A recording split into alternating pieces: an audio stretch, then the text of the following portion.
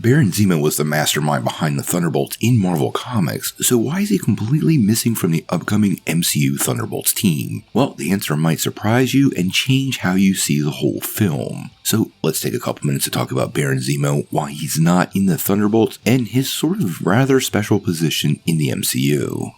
Well, when Marvel Studios first announced the Thunderbolts, fans had really high expectations. In Marvel Comics, the Thunderbolts were Baron Zemo's masterstroke, a team of villains disguised as heroes formed in the vacuum left by the missing Avengers. It was a brilliant, subversive concept that highlighted Zemo's cunning mind and ability to manipulate the world around him. Now, naturally, many assumed the Marvel Cinematic Universe adaptation would feature Zemo front and center, especially after how well received he was in The Falcon and the Winter Soldier, but surprisingly, that didn't happen.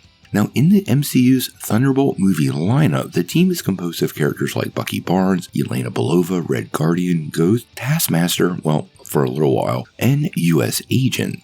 Now, notably, only Bucky has a really strong tie to the Thunderbolts mythology in the comics, and even that connection comes in much later versions of the team, long after Zemo's leadership. Now, fans quickly noticed the glaring absence of Daniel Brühl's Helmet Zemo, especially, like I said, how popular the character had become in Captain America Civil War and The Falcon and the Winter Soldier, where his execution of the character was absolutely masterful. Now, it turns out the exclusion of Zemo wasn't an accident or a late-stage change. The director of the film, Jake Schreier, confirmed in interviews that Zemo was never part of the Thunderbolts movie plan. Now, recently, in a conversation with Dexerto, Schreier stated, quote, "There was no version that I presented where Zemo's involvement was ever true from the first draft that I read." Now, he went on to acknowledge the disappointment from some fans, but made it clear that Marvel's creative direction for Thunderbolts was different from the comic source material. Now, this change had major implications for both the character of Zemo and the Thunderbolts team itself. Now, in the comics, the Thunderbolts were all about deception,